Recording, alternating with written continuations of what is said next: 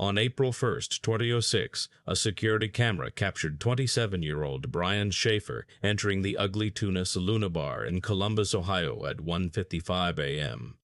The footage is grainy but clear. You can see him talking to two women near the entrance before disappearing inside. Here's what makes this one of the most baffling disappearances in American history. That same security camera, which covered the only public exit, never recorded Brian leaving. He simply vanished from a crowded bar with nowhere to go. Brian Shaffer wasn't the type to just disappear. At 27, he was in his second year at Ohio State University's medical school, following in the footsteps of his father Randy, who worked as a dentist in their hometown of Pickerington. Brian stood 6'2", with an athletic build from years of playing saxophone in the OSU marching band, and he had this boyish smile that made everyone trust him instantly. But the past few months had been brutal. His mother, Renee, had died of myelodysplasia just 3 weeks earlier, on March 7th. Brian and Randy had watched cancer slowly take her over the course of a year, and her death left a hole in their tight-knit family that nothing could fill. Brian threw himself into his studies, but his girlfriend Alexis Wagoner could see he was struggling. They'd been dating for 3 years, and she knew all his tells, the way he'd go quiet when memories hit, how he'd stare at his phone like he wanted to call someone who couldn't answer anymore. And so when spring break rolled around at the end of March, Brian desperately needed the escape. He and Alexis flew to Miami, where they spent a week trying to forget everything: the grief, the pressure of medical school, the weight of becoming the doctor everyone expected him to be. On the beach, Alexis watched Brian finally relax, saw glimpses of the guy who used to make her laugh until her sides hurt. They talked about their future, about the life they built together after he graduated. Brian even hinted that he might propose soon, maybe after his finals were over. They flew back to Columbus on Thursday, March 30th. Brian dropped Alexis at her apartment that evening, kissing her goodbye and promising to call her over the weekend. He had plans to go out with his friend William Clint Forrence on Friday night, just a guy's night to blow off steam before classes resumed on Monday. That Friday, March 31st, Brian called his father around 10 p.m. They talked about normal things: Randy's dental practice, Brian's upcoming exams, maybe getting together for dinner soon. Randy could hear music and voices in the background and asked where Brian was. "Just out with Clint," Brian said. "We're bar hopping around campus." They said their "I love yous" and hung up. It was the last time Randy Shaffer would ever hear his son's voice. Brian and Clint started their night at several bars around the Ohio State campus before making their way to the Gateway Complex on High Street. There, on the second floor above the Sunflower Street Market, sat the Ugly Tuna Saloona, a crowded college bar known for its tropical theme and strong drinks.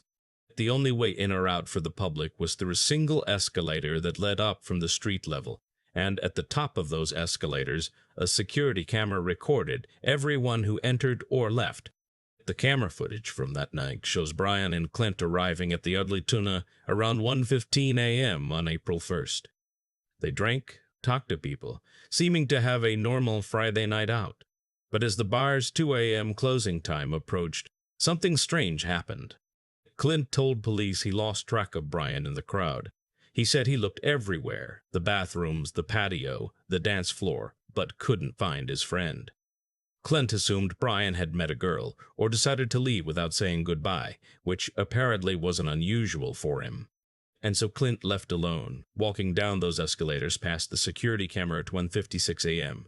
But here's where investigators noticed the first disturbing detail: the timestamp. Because just 1 minute before Clint left, at 1:55 a.m., the camera had captured its last image of Brian Shaffer. He was standing near the entrance, talking to two young women. Then he turned and walked back into the bar. And that was it. The last confirmed sighting of Brian Shaffer. When the bar closed at 2 a.m., staff did their usual sweep, checking bathrooms and corners for stragglers. The Ugly Tuna emptied out, streams of drunk college kids flowing down the escalator past that all-seeing camera. But Brian wasn't among them. The camera recorded every single person leaving. Security guards would later review every frame, accounting for every face that had entered. Everyone who went up those escalators came back down. Everyone except Brian Shaffer. By Saturday afternoon, when Brian missed a planned trip to celebrate his mother's birthday with family, Alexis started to worry. This wasn't like him at all. Brian might party hard, but he never missed family obligations, especially ones connected to his mother. She called his phone repeatedly. Straight to voicemail, she called Clint, who said he hadn't seen Brian since the bar. By Saturday night, both Alexis and Randy Shaffer were calling hospitals and police stations. Something was terribly wrong. Columbus police initially treated Brian's case as a typical missing persons report a medical student who'd partied too hard and was probably sleeping it off somewhere. But as Detective John Hurst began investigating, disturbing details emerged that changed everything. First, there was Brian's apartment. His car sat in its usual spot. Inside, nothing was disturbed. His luggage from Miami remained unpacked on his bed. Most telling of all, Brian's cell phone hadn't been used since that Friday night. The last ping came from a tower near the Ugly Tuna at 2 a.m., right when the bar closed. After that, nothing. No calls, no texts, no activity whatsoever. But the security footage became the investigation's obsession. Detectives spent hundreds of hours reviewing tape from multiple cameras. The Ugly Tuna had only 2 exits, the public escalator and an emergency exit that led to a construction area. The emergency door was supposedly alarmed, and the construction zone was a dangerous maze of exposed beams and gaps in the flooring. Still, police searched every inch of it with cadaver dogs. They found nothing. What they discovered next changed the entire scope of the investigation. The Gateway complex's security wasn't as airtight as everyone assumed.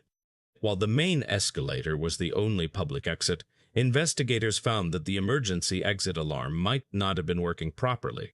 There was also a freight elevator that led to a loading dock, though staff insisted it was locked after hours. Most disturbing of all, the camera system had a critical flaw. While it recorded everyone using the escalator, there were blind spots near the emergency exits. Therefore, investigators had to consider a horrifying possibility. Brian could have left through an alternate exit, but where did he go, and why? The police interviewed everyone who'd been at the Ugly Tuna that night. The 2 women Brian was talking to at 1:55 a.m. said he seemed drunk but coherent. He'd mentioned wanting to find his friend before the bar closed. They turned down his offer to buy them drinks and never saw him again. Clint Florence was interviewed multiple times, even taking a polygraph test, which he passed. His story never changed. He lost Brian in the crowd, searched for him, then left assuming Brian had already gone. But as detectives dug deeper, they uncovered tensions in Brian's life that complicated the picture. His grief over his mother's death was more profound than anyone had realized. Some friends mentioned he'd been drinking more heavily since she died, using alcohol to numb the pain. There were whispers about stress in his relationship with Alexis, though she vehemently denied any problems. Most unsettling was a comment Brian had allegedly made to his father about being unsure if medicine was really what he wanted to do with his life. And this is where the story takes its darkest turn. As days turned into weeks with no trace of Brian, investigators had to confront an awful question. Did Brian Shaffer choose to disappear? The theory seemed impossible to those who knew him. But detective work revealed that Brian had been researching tropical destinations on his computer in the days before he vanished. He'd also withdrawn a modest amount of cash from an ATM that Friday night. Some investigators wondered, had Brian, overwhelmed by grief and pressure, simply walked away from his life? But then investigators made a discovery that shattered the voluntary disappearance theory and pointed towards something far more sinister. In late April, police received a tip about construction work being done at the Gateway complex around the time Brian vanished. Workers had been renovating parts of the building, including areas near the Ugly Tuna. Investigators learned that some construction zones could be accessed from inside the bar area through doors that weren't covered by security cameras. If Brian had somehow ended up in these areas, either by accident or by force, he could have encountered serious danger. The construction theory gained horrifying credibility when detectives interviewed workers who'd been on site. They described the area as a death trap after dark gaping holes in floors, exposed elevator shafts, unstable structures. If an intoxicated person stumbled into this maze, they could easily fall into a void between walls or down an unfinished shaft. Their body might not be discovered for months, even years, especially if construction crews unknowingly sealed them inside. This possibility haunted lead detective John Hurst, who would later say it was the most likely explanation. But despite extensive searches with cameras, dogs, and even demolition of some walls, no trace of Brian was found. The construction company insisted all areas were properly secured, though several workers admitted that wasn't always the case late at night. As months passed, darker theories emerged. Some investigators noted that Brian's disappearance came exactly as he was about to inherit a significant life insurance payout from his mother's death. Others pointed to Columbus's reputation as a hub for human trafficking, though no evidence supported Brian being a victim. The most chilling theory came from a prison informant, who claimed Brian had been murdered over a drug debt and his body disposed of in a local landfill. But this lead, like all others, went nowhere. Randy Shaffer hired private investigators and never stopped searching for his son. He appeared on national TV shows pleading for information. But the silence was deafening. No credible sightings. No activity on Brian's bank accounts or credit cards. No digital footprint whatsoever. It was as if Brian Shaffer had simply ceased to exist at 1:55 a.m. On April 1st, 2006, Randy Shaffer died in 2008, never knowing what happened to his only son. Friends said the not knowing destroyed him first. Cancer took his wife. Then his son vanished without explanation, leaving him to spend his final years in a nightmare of unanswered questions. Alexis Wagoner eventually moved on with her life, though she still speaks about Brian in interviews. She married and had children, but admits she thinks about Brian often, especially on April 1st. She still believes someone knows what happened in that bar. The Ugly Tuna Saloona closed in 2020, another casualty of the pandemic.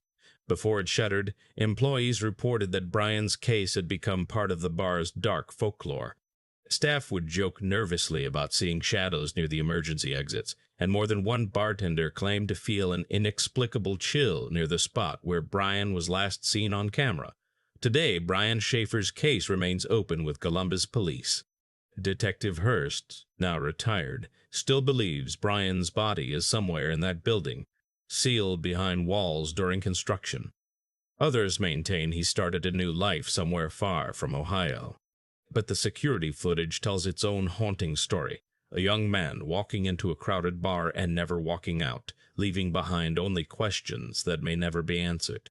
Sometimes people simply vanish, even when there's nowhere to go.